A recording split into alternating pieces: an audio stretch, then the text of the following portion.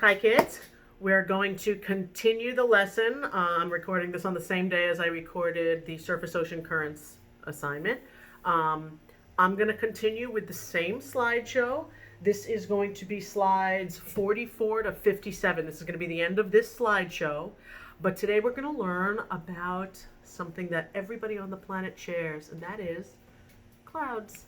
The clouds in the sky, how they form, why they form, different types of clouds, and how, believe it or not, the shape and topography of the land can affect cloud formation. So grab the same slideshow that I'm going to be sharing with you. Let's begin. Okay, so perhaps you've seen a scene like this. This is actually a picture I took. We were out on the water, and this is looking north here on Long Island from the South Shore, looking north across the island. And you can obviously see that this is by no means a rainy day, but there are some clouds.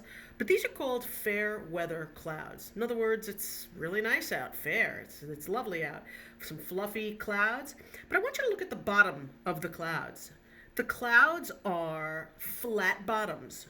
They have flat bottoms. You know, when you're a little kid, you draw clouds kind of big like a fluffy cotton ball. That's really not how they look. Even the fluffy cotton ball ones don't look quite like that. They do, but they often have flat bottoms. Here's another photograph. I did not take this picture.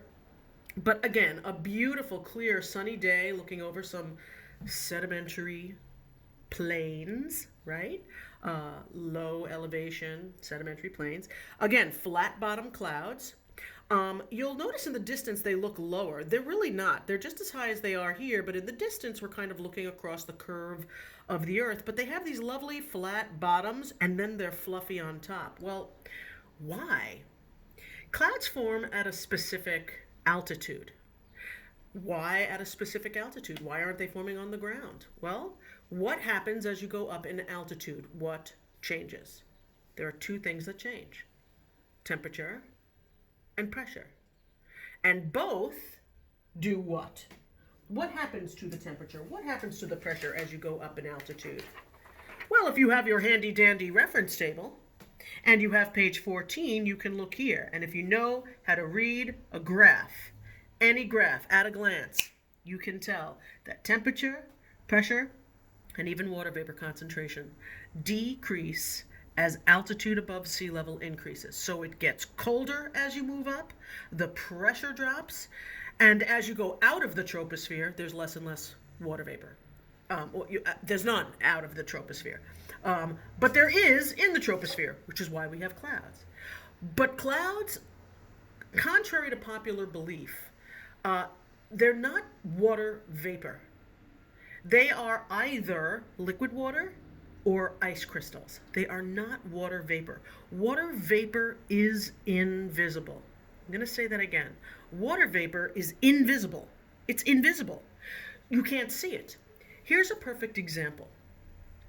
As you can see down here, you can't see any clouds. You get to a very specific altitude, and suddenly clouds start forming, which is why they have flat bottoms. You hit that magical altitude.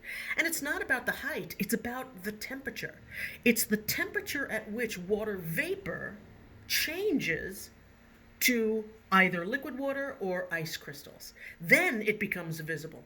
Think about a pot of water on the stove that's cooking and it's steaming. Let's say the water is boiling, right?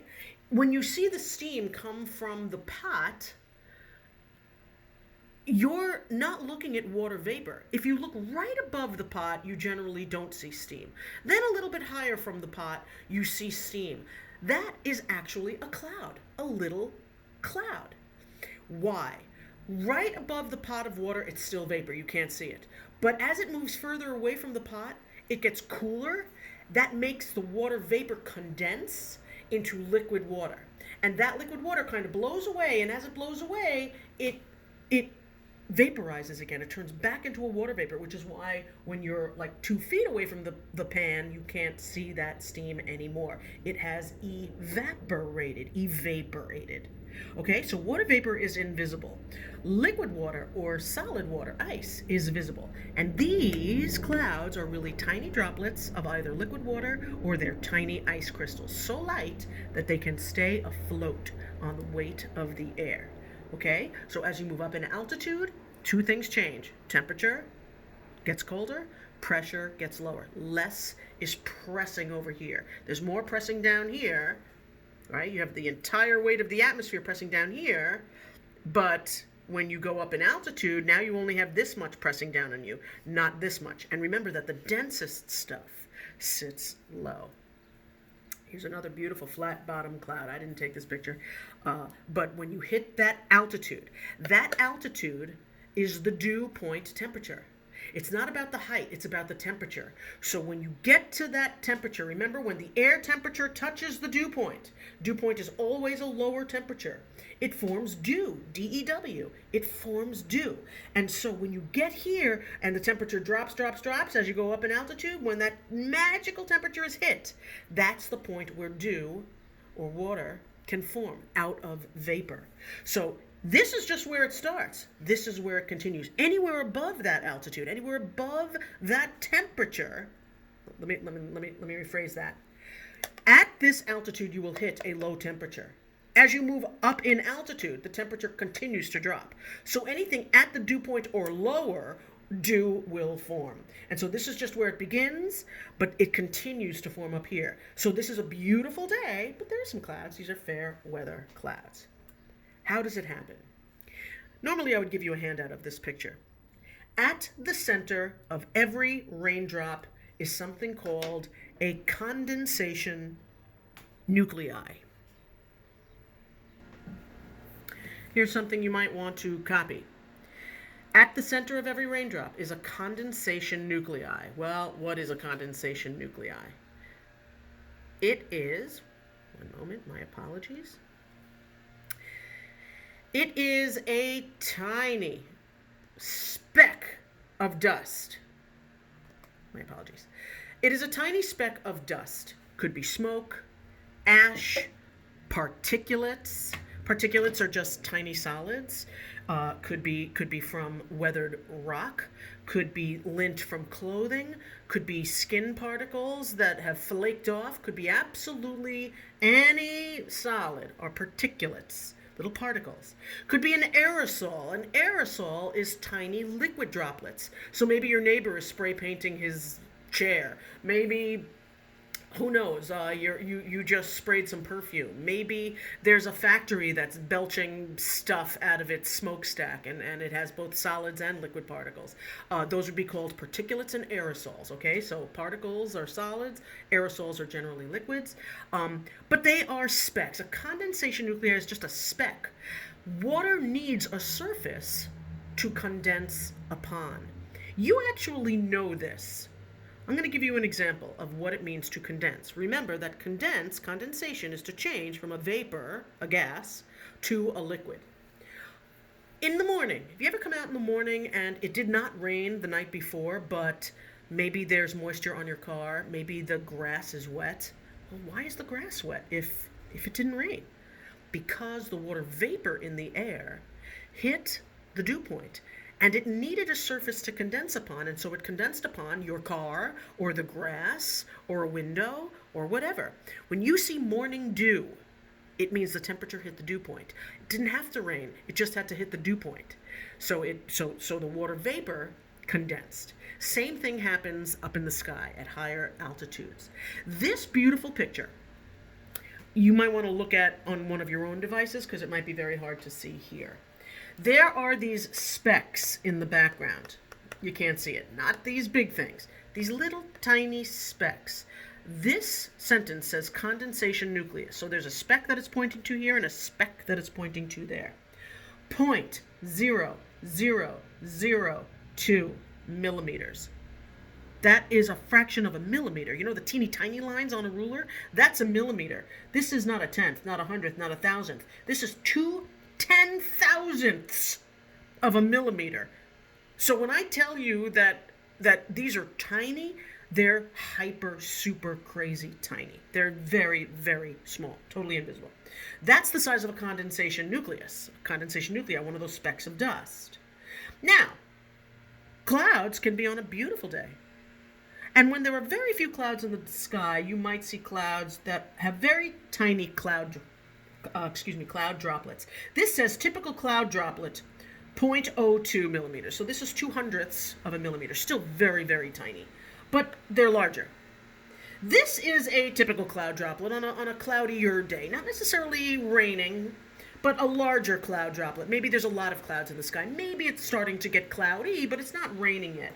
This is a typical large cloud droplet at 5/100ths of a millimeter. And then there's this. This is a typical raindrop. 2 millimeters. Now, 2 millimeters is still very tiny to you and I, but compared to normal cloud droplets, small or large cloud droplets, certainly compared to a condensation nuclei, they are huge, huge. So a raindrop has collected a lot of these droplets. Let me show you what that looks like. You do not have to know this. You don't have to know how it forms. You don't have to know this term, collision coalescence. It sounds very fancy. But if you were ever a kid and you took one droplet on a window and combined it with another droplet to make a larger droplet, that's what collision coalescence is. This is how rain forms. It says as droplets fall, they collide with smaller droplets and coalesce. Coalesce just simply means to come together, to converge, to coalesce. After collecting about 1,000,000 cloud droplets, the particle is now large enough to fall through the sky without evaporating, without turning back into a vapor. And because there are a large number of collisions needed, over 1,000,000 collisions, right? Clouds with great vertical extent are typically producing precipitation in this process. Again, this is a condensation nuclei. This is a small cloud droplet, large cloud droplet, raindrop. So you can imagine how many of these you had to collect and coalesce to turn into a large typical raindrop. And that's what this is, typical cloud droplets, larger cloud droplets, the start of a typical raindrop. This is a large raindrop. And you'll notice that they're curved. As they fall through the sky, the wind kind of blows them up. Again, you don't have to know this, but I've been teaching you guys like you're in honors class all along. I don't care what your grade status is. I know that you can understand this stuff. They're not going to ask you these words, collision coalescence. But you should be a person that understands how clouds form and how rain, something we all share, forms, right? They get larger and larger and larger as they bump into more and more particles, and then they can fall through the sky without evaporating. Okay? This is another image of the same thing. Falling droplet, they bump into the other things, get larger, bump into some more, collect more water, and then it's a typical droplet that can drop. Here are some typical types of clouds. This used to be on the Regents. It is no longer part of the earth science curriculum. I think that's crazy, so I'm going to teach it to you anyway. The term nimbus. Here are types of clouds, first of all. The term nimbus added to any cloud name means rain. Nimbus means rain. So when you see those big fluffy clouds, those are called cumulus clouds, the big fluffy ones, the ones we were just talking about. These are cumulus clouds, beautiful cumulus clouds, not rain clouds. But if that became larger and started to rain, much larger, these are called cumulonimbus. So cumulus are the fluffy ones. Cumulonimbus are rain clouds. Stratus sounds kind of like strata, layers. So when you see those kind of flat clouds, especially the ones that make sheets, those are stratus clouds. Like a big sheet over the sky, that's a stratus, like strata, like layer. Altostratus, for all the people who speak Spanish, como se dice tal en español? Alto. Alto. So that just means a stratus cloud that is higher in altitude. Altostratus, that's all. And then there's those beautiful wispy clouds, the wispy ones, the ones that you could see that the winds are just blowing and pulling and stretching those water vapor molecules apart. Those are cirrus. Now, it's easy to remember, the wispy, the cirrus clouds, but again, they're not going to ask you anything about this. And even though they canceled the Regents exam, so what? I'm not going to ask you about this either, but I'm going to teach it to you because I think you can handle it, all right? Cirrus, we all share the clouds, we can identify them. Now, if these became rainy clouds, we would have stratonimbus, or altostratonimbus, or cirronimbus, which don't really happen that much. And then there's stratocumulus, where the cumulus get kind of flat, so they call them stratocumulus. Altocumulus, just higher, fluffy clouds. Alto, tall. Cirrocumulus, where they're kind of fluffy, but they're kind of wispy at the same time. All right, so these are just types of clouds. Okay? This you must know. This I will ask you about. This will be on whatever final we give you this year. If we were in class, kids, I would be drilling these letters into your head. So please drill them into your own head. RECCND. Anytime they ask you about cloud formation, if you can remember RECCND, you will get it right. And they will often ask open-ended questions that ask you to elaborate and explain really what happens. What happens that makes clouds? RECCND will answer it. Here's what it stands for. Warm air rises. The R is rises. Air has to rise to form clouds. Remember I showed you the picture of the clouds? None down below, but as it goes up in altitude, when you hit that dew point temperature, that's where the clouds are going to form. So it has to rise. Rises, and that rising allows it to expand. It allows it to expand. That expansion, the spreading out of that warm air, makes it cool off. Think about it. If I had a candle, and I put my hand over the candle, I'd burn my hand. But as I move my hand further up and away from that candle, the heat that rose is not as concentrated. It's able to spread out. And when it spreads out, or expands, it cools off. Okay? So warm air rises, that makes it expand, because there's less pressure on it. The expansion makes it cools. Rises, expands, cools. Once that heat rises and expands and cools, now, any water vapor that was in that warm air condenses. Goes from a vapor to a liquid. Rises, expands, cools, and condenses. Now, that alone will answer cloud formation. Here, warm air rises, expands, and cools, lifting condensation level. The condensation level is that flat bottom cloud, right? Rises, expands, cools, and condenses. That alone explains cloud formation. But I teach you like your honors kids because you can handle it. How does it condense? Well, remember, that condensation needs a nuclei in the center. So it rises, expands, cools, condenses around a nuclei to the dew point. Condensation will occur only if you hit that magical temperature known as the dew point. So let's review. Warm air rises, expands, cools, condenses around a nuclei to the dew point. Rises, expands, cools, condenses around a nuclei to the dew point. You should pause this right here, and you should say this 85 times to yourself, okay? RECCND. Rises, expands, cools, condenses around a nuclei to the dew point. Do that. Do that. Sorry. Okay.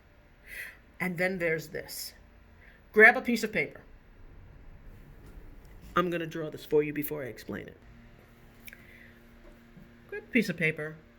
Hold it landscape, not portrait, landscape. And draw yourself just a curve, okay?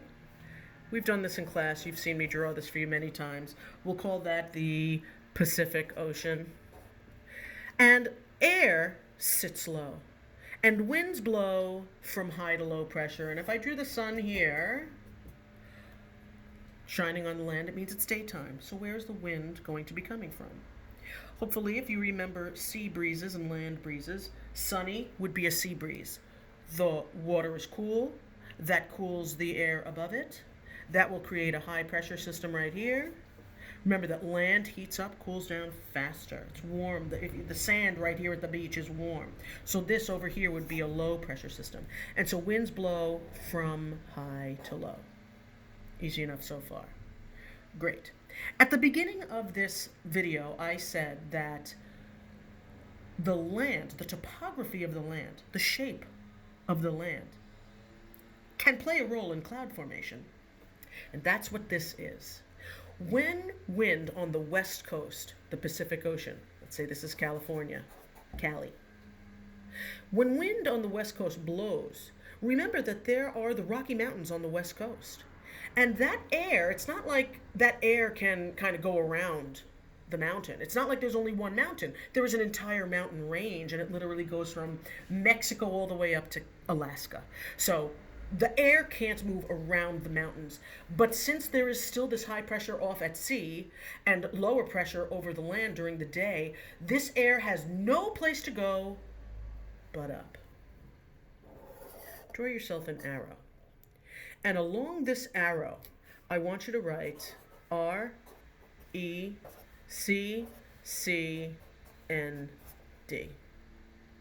What's going to happen is warm air will rise. This might be cool air, but it is definitely going to be warmer down here than it is at these altitudes. So even if this is cool, it's warm compared to the temperature up here. It's important to understand that. So this air will rise. As it rises, it will expand. And just like the heat from a candle, as you move away from that candle, as it expands, the heat just dissipates. That allows it to cool down. When it cools down, it starts to condense. And that condensation happens at a very specific altitude. And so right about here, I want you to make a flat bottom cumulus cloud. Rises, expands, it cools and condenses. At this altitude, we have hit the dew point. At this altitude. That's why clouds have flat bottoms. It cools, it condenses around a nuclei to the dew point. This is what creates cloud formation. Do you remember when we did sand dunes? Remember sand dunes, and I said that there was a windward and a leeward side? The windward side was gentle and the leeward side was steep. Yeah? This is the windward side of the Rockies. The windward side of any mountain range. This is the leeward side of any mountain range.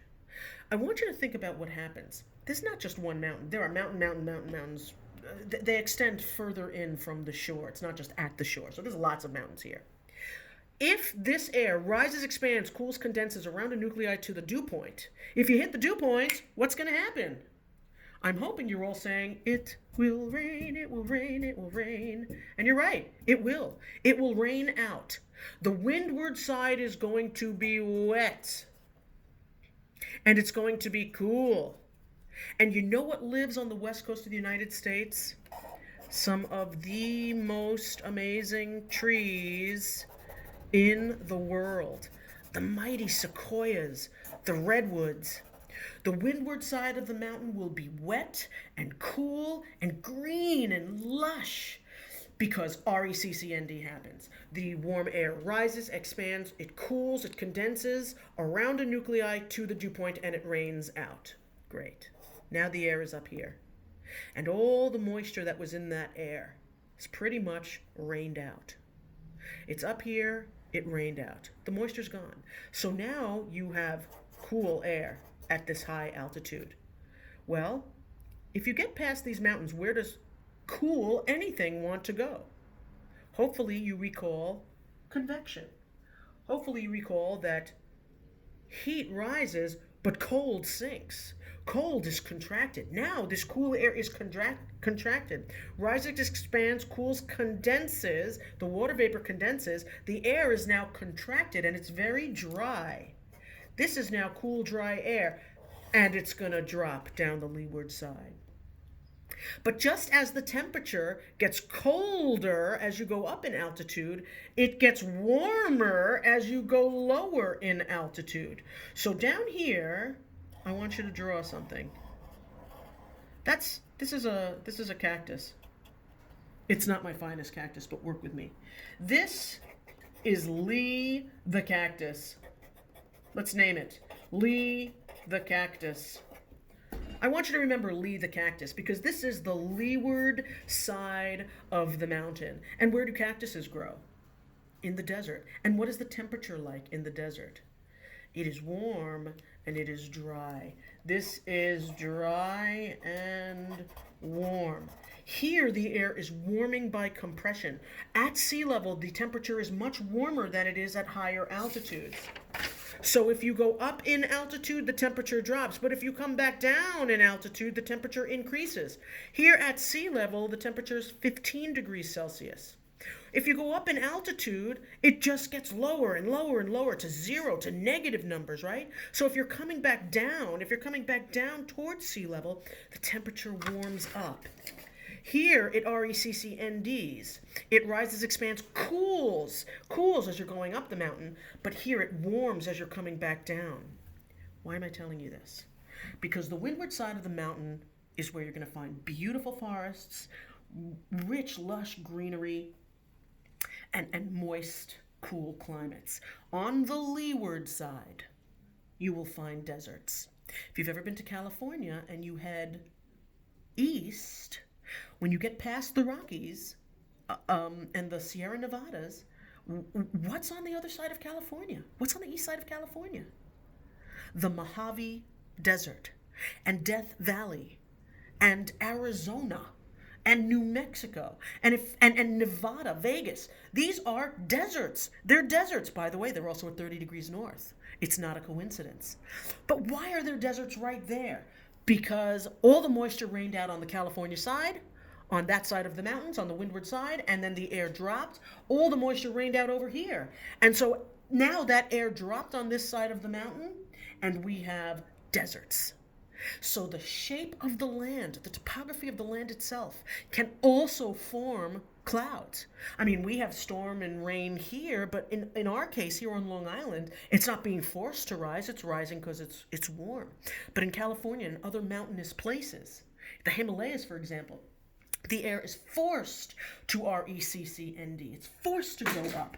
And so you have moisture on one side, green and lush on one side, and you have Lee the cactus, deserts on the leeward side.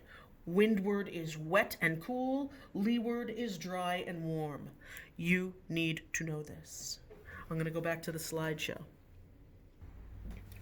So this is the next slide in the slideshow. This is slide number 52, RECCND. Let's just go back and review. Rises, expands, cools, condenses around a nuclei to the dew point. And hey, remember this from a previous video? Here it is. Cool air drops and spreads out. High pressure, high, outward and clockwise, it'll spin. Lows suck, highs blow, lows suck. Here's that beautiful convection current. And here is the air rising, expanding, cooling, condensing around a nuclei to the dew point, creating storms. So this can and does happen without mountains. But if you have mountains, you have this. Here's how I drew it. Over here, you have, there's your prevailing wind. This is warm air. Even if it's cool air, it's still warmer than it is at these altitudes. Okay, so it RECCNDs on the way up, rises, expands, cools by expansion, rises, expands, cools and condenses around a nuclei to the dew point. This altitude is the dew point temperature altitude, flat bottom clouds. It will continue to condense above that. Rains out on the windward side, lovely forests.